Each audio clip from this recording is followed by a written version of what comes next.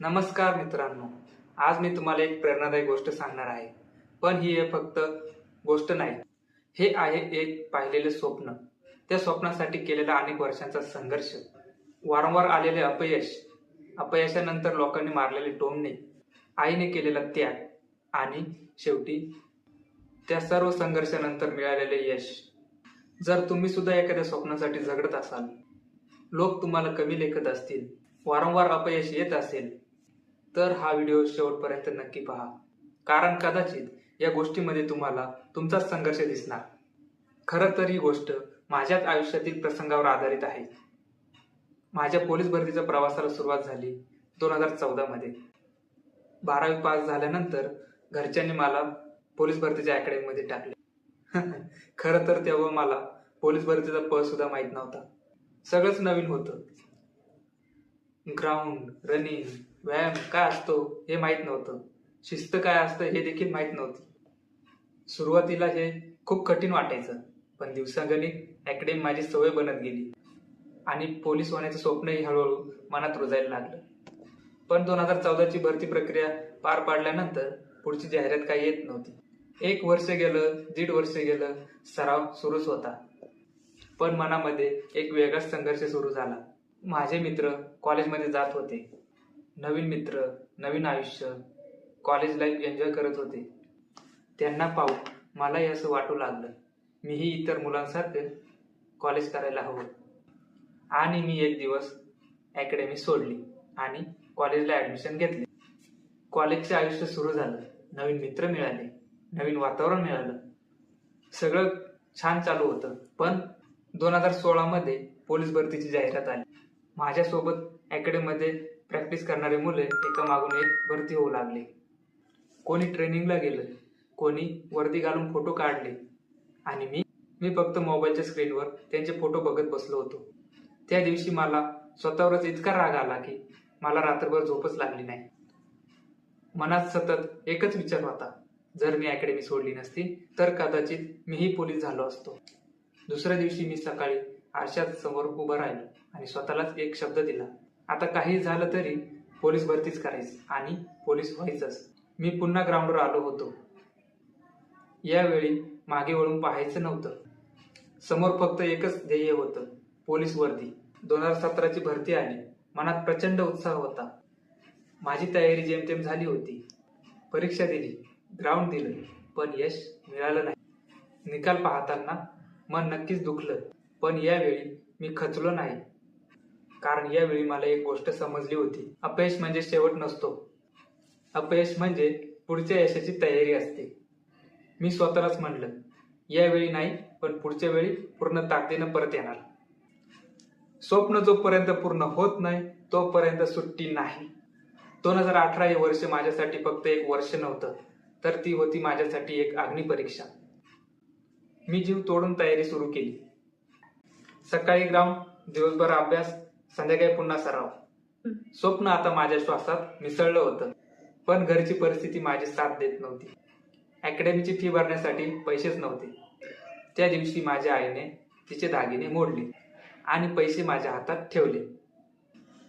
त्या पैशांपेक्षा मला त्यात आईचा विश्वास दिसत होता, तिचा त्याग दिसत होता, माझ्यावरचं प्रेम दिसत होतं. त्या क्षणी माझे डोळे नकळत भरून आले. मी मनात एकच शपथ घेतली, आई, तुझा हा त्याग कधीच वाया जाऊ देणार नाही. यानंतर संघर्षाची खरी सुरुवात झाली. सकाळी ग्राउंड, दुपारी अभ्यास, संध्याकाळी पुन्हा रनिंग. रोज घाम, रोज थकवा, रोज वेदना. पण त्या सर्वांपेक्षा स्वप्न मोठं होतं.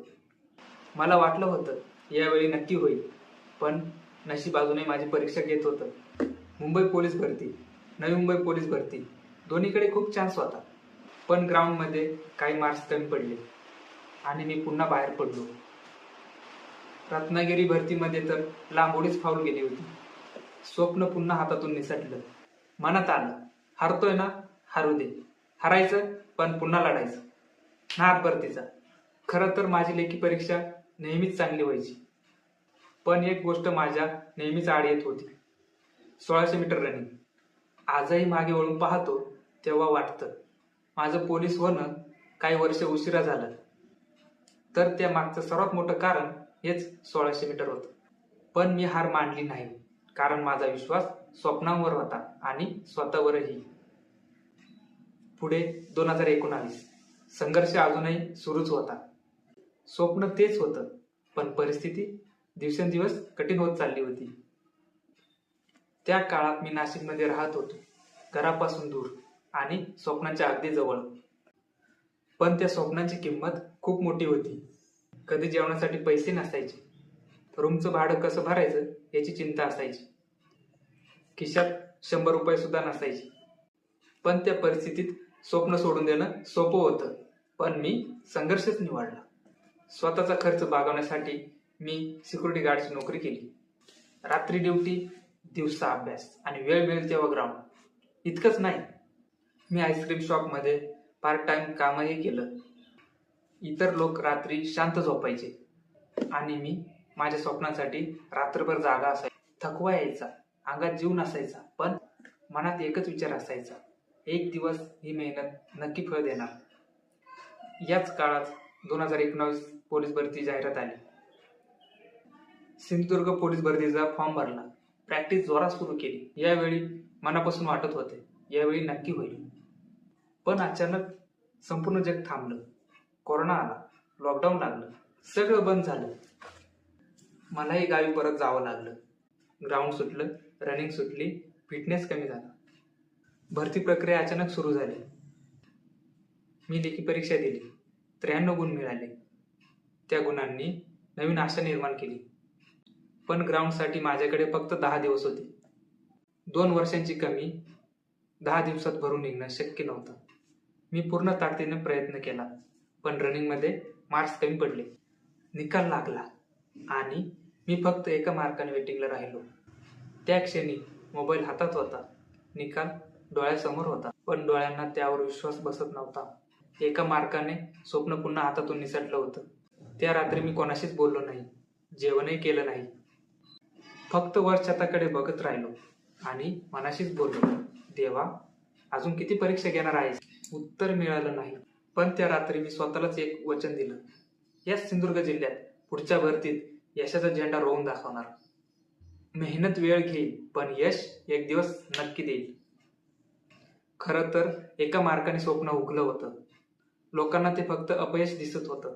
लोक विचारायचे, अरे, अजून भरती झाला नाही, अजून किती वर्ष तयारी करणार, आता दुसरी नोकरी बघ. हे सगळं ऐकताना मनाला वाईट वाटायचं. पण सर्वात जास्त वेदना एका गोष्टीची व्हायची, वडिलांच्या शब्दांची. ते म्हणायचे, बस झालं आता, तुझ्याकडून काही होणार नाही, लग्नाचं वय झालं, कोण देईल का तुला पोरगी? त्यावेळेला हे शब्द माझ्या काळचा बाणासारखे घुसले. पण आज मागे वळून पाहतो तेव्हा नक्की जाणवतं, त्यांचीही चूक नव्हती. त्यांनाही माझं भविष्य सुरक्षित व्हावं असंच वाटत होतं. एकदा दिवाळीला मी घरी गेलो होतो. मेस बंद होती म्हणून काही दिवस घरच्यांसोबत राहायचं ठरवलं. पण पुन्हा तेच टोमणे, तेच प्रश्न, तेच शब्द. त्या रात्री मी खूप रडलो. दुसऱ्या दिवशी नाशिकला परत निघालो. आई दारात उभी होती. मी तिच्याकडे पाहिलं आणि आयुष्यातील सर्वात मोठा शब्द दिला, आई, आता मी परत येणार तर पोलीस वर्दी घालूनच येणार. आई काहीच बोलली नाही, फक्त माझ्या डोक्यावर हात ठेवला. त्या हातांमध्ये विश्वास होता, आशीर्वाद होता आणि माझ्यासाठी संपूर्ण जगाची ताकद होती. त्या दिवसानंतर मी स्वतःला या स्वप्नासाठी पूर्णपणे झोकून दिलं.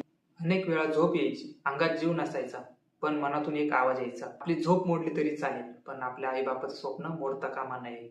हे वाक्य आठवलं की थकलेलं शरीर पुन्हा उभं राहायचं. मित्रांनो, त्या काळात माझं एकच वेळ होतं, वर्दी. लोक हातावर प्रेमाचं नाव लिहायचं, मी हातावर वर्दी किंवा मपो लिहायचो. कारण त्या काळात माझं पहिलं प्रेम कोणावर असेल तर ते वर्दीवर होतं. हातावर लिहिलेला तो छोटासा शब्द मला आठवण करून द्यायचा, अजून थांबायचं नाही, अजून लढायचं आहे. एक दिवस हीच वर्दी माझ्या अंगावर असणार आहे आणि मी पुन्हा नव्या जोमाने उभा राहायचो. आणि मग पुन्हा वर्षानुवर्षांचा संघर्ष, असंख्य अपयश, लोकांचे टोमणे, आईचे अश्रू, वडिलांची काळजी, रात्रभर केलेला अभ्यास, ग्राउंडवर गाळलेला घाम. या सगळ्यांचा शेवटी एक दिवस आला, 14 एप्रिल 2023, ज्या दिवसाची मी जवळपास 9 वर्ष वाट पाहत होतो. निकाल लागला, हात थरथरत होते, हृदयाचे ठोके वाढले होते. मी हळूच लिस्ट उघडली आणि त्या क्षणी मला देवाने रिकाम्या हाताने पाठवले नाही. मला एक नाही, दोन पोस्ट मिळाल्या.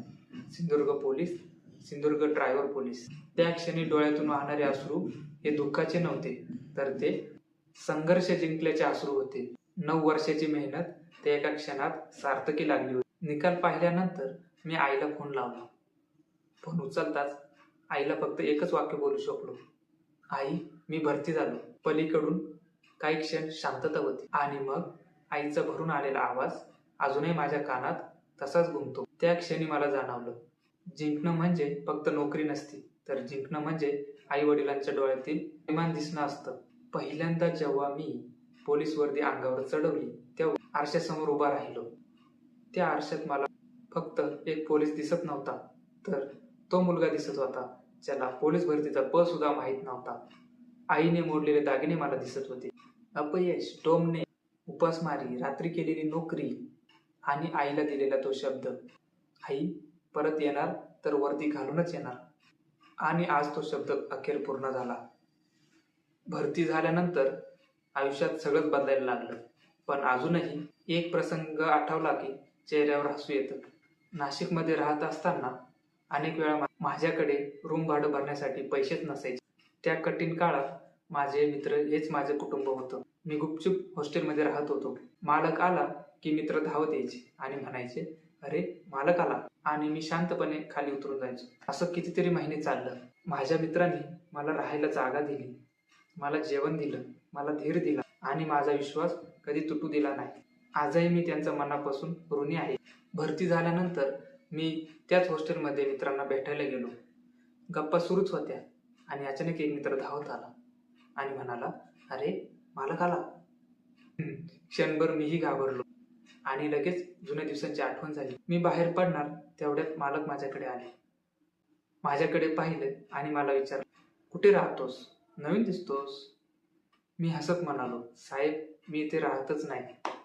मी पोलीसमध्ये भरती झालो, त्यामुळे माझ्या मित्रांना भेटायला आलो. क्षणभर ते माझ्याकडे पाहतच राहिले आणि मग हसून म्हणाले, अरे वा, अभिनंदन. ते निघून गेल्यानंतर मी मोठा सुस्कारा सोडला आणि मनात म्हणलो, देवा शेवटी सापडलोच, पण यावेळी चोर म्हणून नाही, तर यावेळी पोलीस म्हणून. त्या दिवशी मला एक गोष्ट समजली, वेळ बदलायला वेळ लागतो, पण जेव्हा वेळ बदलते तेव्हा संघर्षाचा प्रत्येक अश्रू अभिमानात बदलतो. आणि पुढे नंतर मी गावी परतलो. यावेळी मी रिकामा नाही, तर पोलीस वर्दी घालून. आईच्या डोळ्यात आनंदाश्रू होते. वडिलांच्या चेहऱ्यावर पहिल्यांदाच अभिमान दिसत होता. भावाच्या चेहऱ्यावर मोठं हसू होतं आणि मी मनात एकच वाक्य बोललो, आई, दिलेला शब्द मी आज पूर्ण केला. मित्रांनो, आज जर तुमच्यावर लोक हसत असतील, तुम्हालाही असंच कमी लेखत असतील, तुमच्या स्वप्नावर असेच प्रश्न उपस्थित करत असतील, तर एक गोष्ट कधीच विसरू नका, संघर्षाला पर्याय नसतो आणि स्वप्नांना मुदत नसते. जोपर्यंत तुम्ही हार मानत नाही तोपर्यंत तुमचं स्वप्न जिवंत असतं.